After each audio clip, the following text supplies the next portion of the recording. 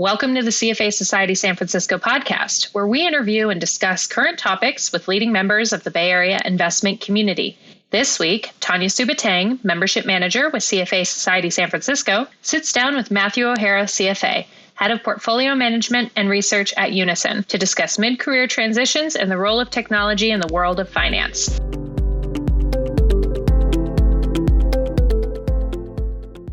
Hi, Matt. Thank you for joining me this afternoon. Great to have you. Hi, Tanya. Good to be here. So, jumping right in, you're the head of portfolio management and research at Unison. For those who might not know or be familiar with Unison, can you tell us a little bit more about that company and what you do there? Absolutely. So Unison's been around for a little while, but the idea that we sort of implement is relatively novel. And the basic idea is that for people that have equity in their homes, so they've built up some value on their homes, they want to get access to it somehow. And there are a few ways to do that. One is to go out and get a mortgage. One is to sell your house and move and extract the equity that way, right? Sort of sell the asset. Another one is a reverse mortgage for people who work in retirement, which has some kind of interesting features. Or you can actually enter into a Unison contract. And Unison is not debt. It is equity in the sense that you're selling away part of your house ahead of time without having to move. So you get the benefit of living there, enjoying all the sort of consumption value of your home without having to, sort of make payments on any debt of any sort. So it's, a pretty interesting, unique way of getting access to your value in your home without having to take on additional debt. So that's essentially it. And why am I here? So the company is what we call vertically integrated, meaning that we make the contracts. We go out and talk to people and say, hey, you're interested in this deal. But then we also manage the contracts inside of funds on behalf of clients. So my job, obviously, is to manage those funds. Very cool. So you went to school for mechanical engineering and you got your PhD in engineering at UC Berkeley. How did someone with your school background get yourself into finance for a career? Yeah, I know I seem a little bit in left field here, right? It's actually not that uncommon for people with quantitative degrees to go into quantitative finance. And you'll find a lot of people, at quantitative asset management companies that have degrees in engineering, pure, sort of basic sciences, physics, chemistry, math, computer science, etc. Because a lot of the challenges that are presented inside of finance have analogies in other fields. So, a lot of people sort of do that directly. I went through what's called the Master's in Financial Engineering program at UC Berkeley as well, in the Hospital of Business. So I got the PhD degree in engineering. I worked as an engineer for a while. I enjoyed it quite a bit, but learned about quantitative finance. So I found it fascinating. I read Hull's book on derivatives, like all engineers do if they're getting into quantitative finance. Looked around for some jobs, but decided that getting a more formal education was probably more beneficial for me. So went and did the MFE program, enjoyed it quite a bit. And after leaving that program, I've been in quantitative finance ever since. Spent many years at what was then called Barclays Global Investors, which was then bought by BlackRock in December 2009. And I spent another roughly 11 years there before coming to Unison. Did you always, it sounded like you kind of fell into the career of finance, but, did you always knew that you were going into engineering, and maybe if you weren't in finance, what would that have career look like for you instead? Yeah, I would say that if you'd asked me when I was 10 years old what I wanted to do, I would say being an engineer is probably what I would have listed. Mm-hmm. Right? The idea of being an engineer appealed to me because it was interesting, mathematically challenging, and you were solving problems that helped people, right? Those are kind of things that made sense to me. So I pursued that track. I was a pretty good student in mathematics. I wouldn't say I was, the best. There are some, you meet some people who are brilliant, but, I was pretty good and pursued that track going into college, and it sort of fit everything that I wanted to do. Mm-hmm. When I graduated from college, I looked around for jobs, and, there were interesting jobs at the time, but I felt like with a graduate degree, there were more interesting jobs available. Mm-hmm. So I continued my education and pursued a graduate degree. I got that. And I think that's probably right. At least from my perspective, there was more interesting work available to people with graduate degrees. And it was great. And I enjoyed the time, in engineering. I worked in computer disk drives in particular, which, most people don't think much about because you just hit save and it goes somewhere and then you retrieve and you get your data back. But it has to live somewhere. And so, a lot of the data in the world is stored in computer disk drives. And it's a fascinating electromechanical device. and I really enjoyed working on them. But in the end, it was sort of very low margin, and there wasn't a lot of money being made in the industry. So it just made for a tough career. And that's why I looked around a bit at different things to do. So it wasn't the work itself. It was just the opportunities that existed in the field. So for me, when I happened upon quantitative finance, it appealed to me because it felt a lot like engineering. Right? You were solving a problem that people needed to get solved, and you were doing it in a very systematic way. And in the end, you were helping, the world, if you want to think of it that way, get to a better place. So a lot of the same goals were satisfied. Instead of working on disk drives and magnetic read-write surfaces, I work on financial instruments. Did you find that your background in engineering helped you a lot in many of your positions? And, please share with us some of the positions you've held, because you've held a few. So I'm curious to know how has having that engineering background helped you? Yeah. So when I went to the MFE program in the early 2000s, doing very complicated derivative valuation was sort of the hot topic. And my background in engineering, at least the mathematics that I had studied, lent itself very well to solving that problem. So if you were going from mechanical engineering or studying fluids or solids and moving over to, say, very complicated derivative valuation and solving partial differential equations, a lot of the techniques that we learned in engineering translated over very well. So in that regard, I think that was helpful. And I did a project for Lehman Brothers, which kind of tells you how long it's been since I had that job, using engineering techniques to solve a very complicated derivative problem.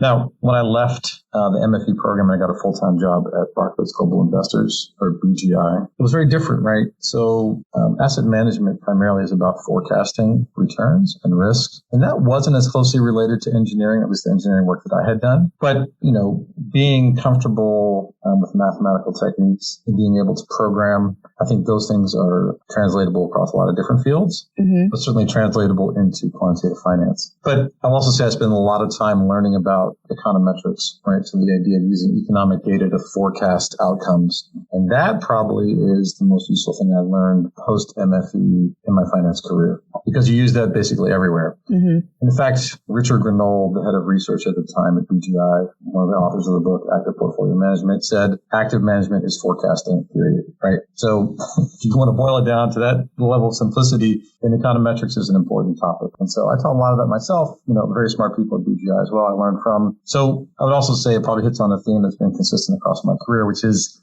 being intellectually curious and learning about new things as you go, being able to apply those new things, I think is very important. So for me, it's one thing to go from being an engineer to, going into quantitative finance, but it's another thing to continuously learn about the new things that you do. So this is a very long-winded answer, but to wrap it up, I would say engineering background is extremely useful, right? Being able to understand mathematical concepts, being able to program, being able to learn about a problem and solve it, all very important. But continuously learning about new things, I think also very important. Right? My first job at BGI was quantitative credit, right? So trying to come up with a long-short fund that sort of bought bonds and then shorted other bonds, via derivatives. And then I worked in mortgages. I actually worked in subprime right around 2008, which didn't go so well, but didn't go well for a lot of people.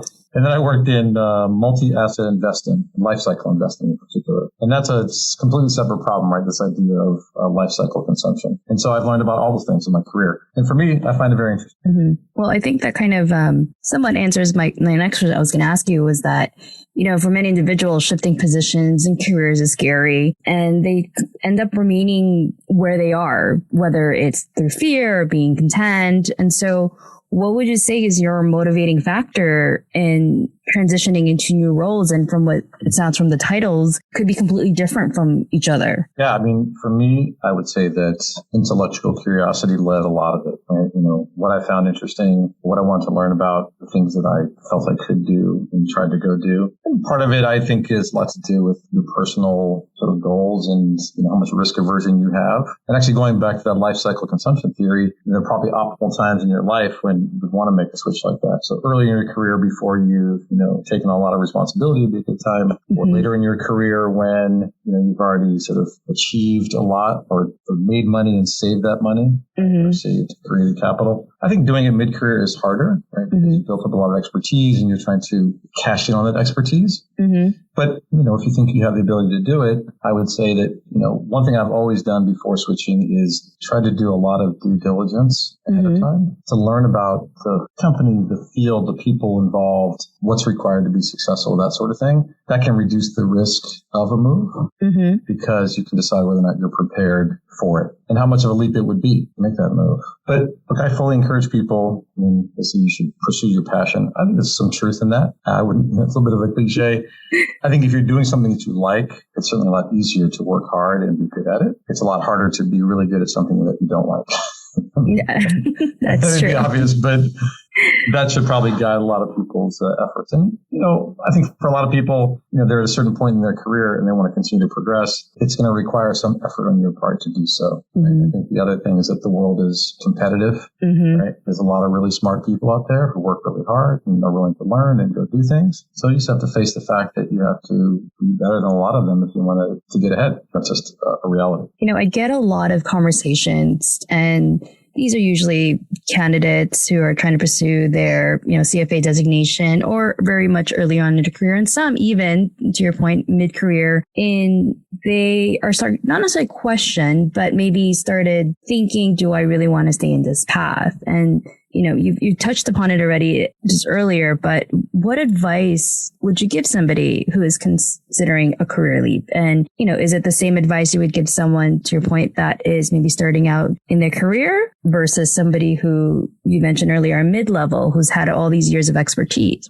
What advice would you give them? Yeah, I would say that it's true of finance, but probably true of most careers as well, is that you want to be close to the business of what your business does. And that sounds a little bit redundant, but in asset management, it's managing assets, right? And you want to be doing that, or you want to be selling that, right? Those are probably the two most important roles you could imagine. And not to diminish the importance of other roles that are associated, but that's the business of asset management. I'm sure the same thing is true, if you make software, right? You want to be the person that makes the software, or if it's making widgets, you want to be the person that makes the widgets, or responsible for that. So in asset management, I always encourage people to try to figure out a way to get to managing assets. And being an investment professional is very competitive. It's generally speaking pretty lucrative relative to other careers. And so there's a lot of competition to do it. The CFA credential is important, I think, for a lot of people because it really gives you a good flavor of what, is involved in being an investment professional. And I think for a lot of people, it's a filtering mechanism. They go try to do it and it doesn't work out well. And they think, well, maybe it isn't what I wanted in the first place. And that's fine. And that's good to realize that, right? And know that. But for a lot of people who aren't in investment jobs, they do it and they really like it, right? They learn a lot about investments and they go, wow, this is the place for me. I really want to be there. And then they realize, this is the effort I need to put in to try to go and get that position.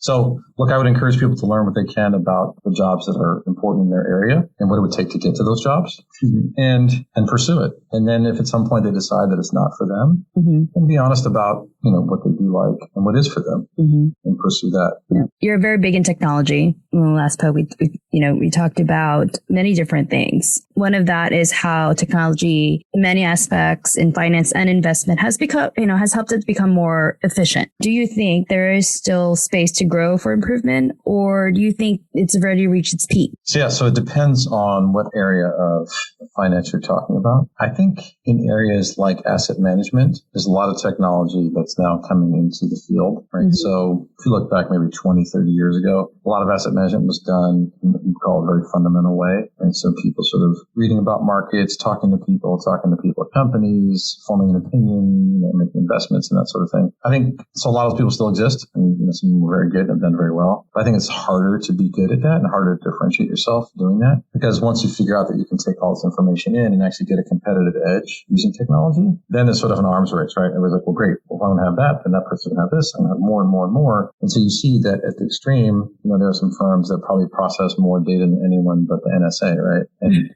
use information to great effect, right? And they have very good returns. And if you're not playing that game, you have to sort of decide what game are you playing, right? Or what, approach are you taking? So in that regard, I think that technology is not at its peak, but, it's very well exercised, right, in that area. I think the opportunity in technology, though, is it's, opening up areas of the world of finance that didn't really exist before. Right? For example, use Unison as an example, right? So we go out and originate these contracts, right? We use technology to find people in the right places. But, you can equally use mortgages, right? So mortgages historically were very paper intensive and take a lot of time to underwrite people and, didn't understand what the risks are. And now you can get a mortgage closed in less than 2 weeks, right? And that number is going down, not up. There are people that will buy your home and give you a competitive price for it and then turn around and sell it on their own. They carry the risk of the home. You can invest in, decentralized finance. I'm not an expert in that area, but that's a whole area of technology that basically has created a monetary system to try to ease transactions, right? There's the buy now, pay later phenomenon, right? And you would think, well, credit cards exist, but, these things sort of have different economics and maybe they're easier to use and people like them and you can share them socially. Merging all those things. I mean, I would say they're in their infancy, but they're still very early days, right? And all those things are, being developed as we speak. And you can go out and buy partial shares of wine or paintings or things like that, right? This is all enabled by technology. Obviously, a big one is investing in environmentally friendly investments, right? So ESG. It's technology per se, but normalizing reporting around that, making sure that all that's being taken care of sort of properly and reporting back to end clients. A lot of technology being developed around that, right?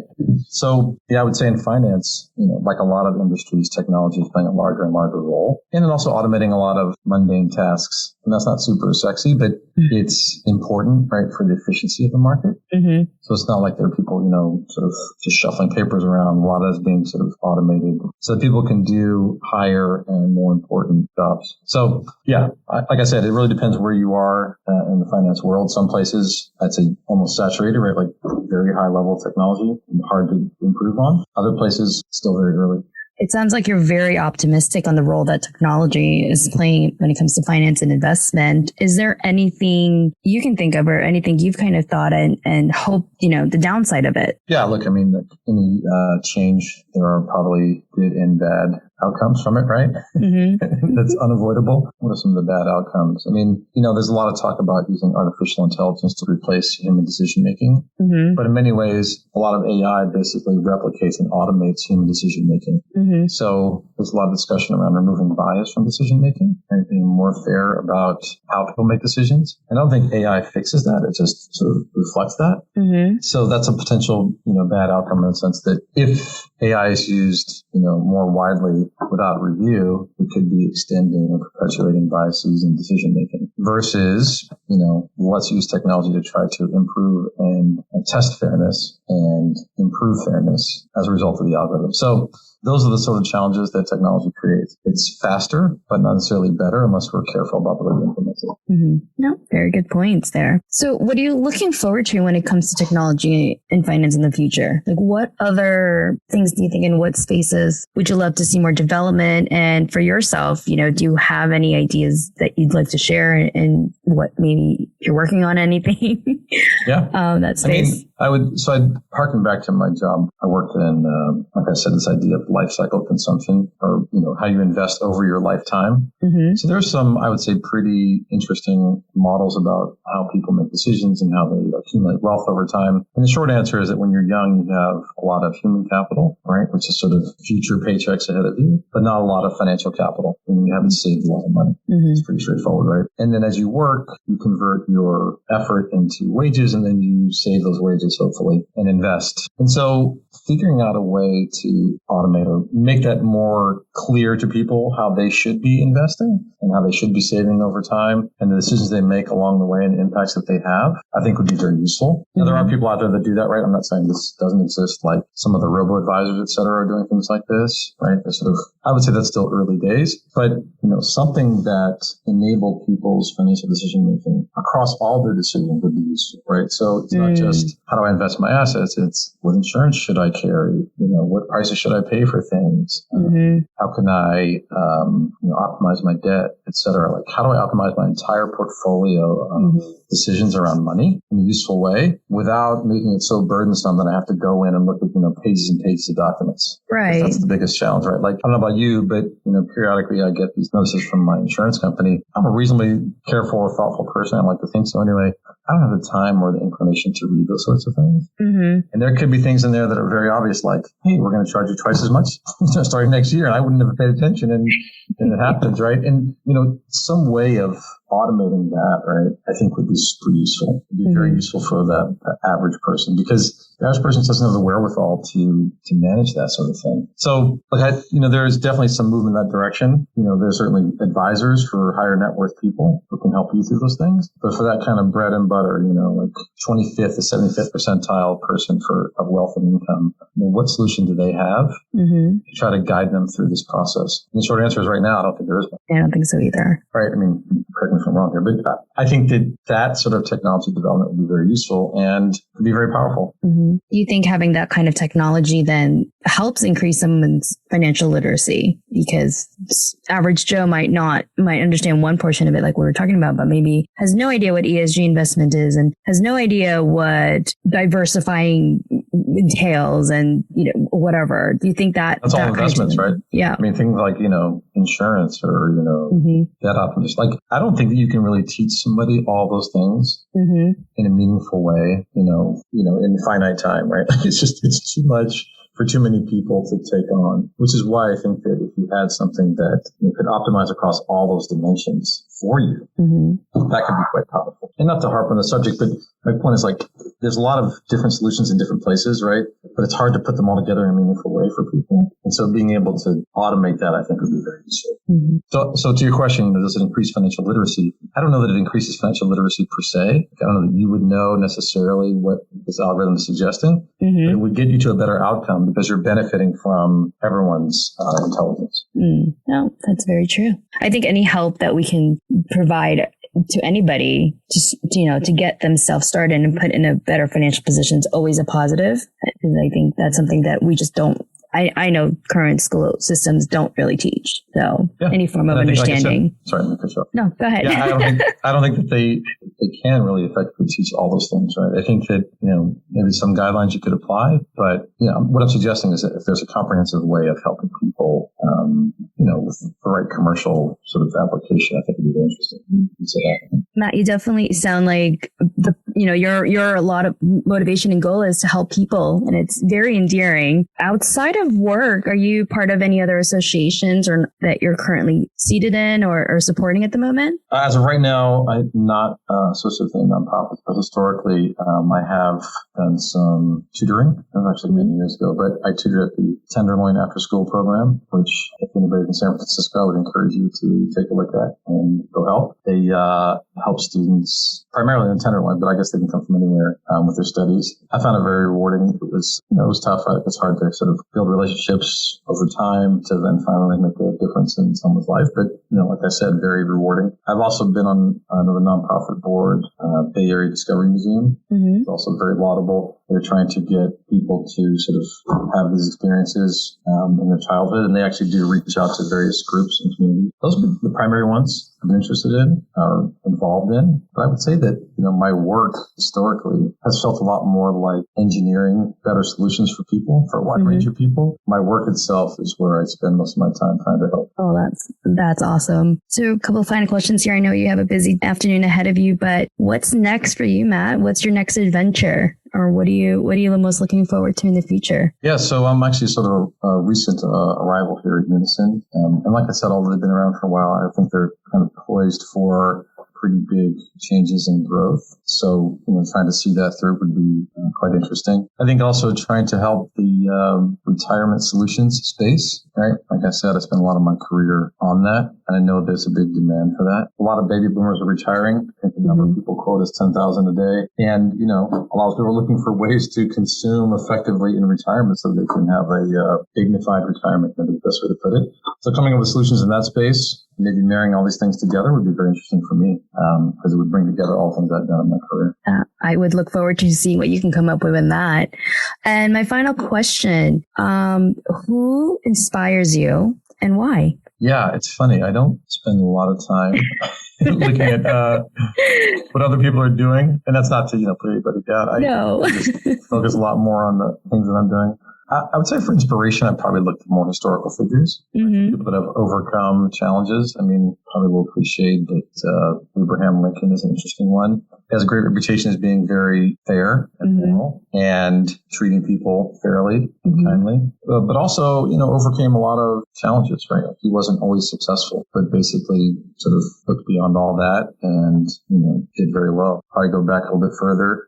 If you want to go back to the ancient Greek tradition, I've been talking to a colleague of mine recently a lot about Marcus Aurelius, which is an interesting comment or reference, primarily because, his view was that you need to focus on the things that matter, right? And what are you trying to achieve? Because a lot of times you sort of bounce around a bit randomly in life, sort of what I'd call short-term optimization, like what should I do next? Should I do this?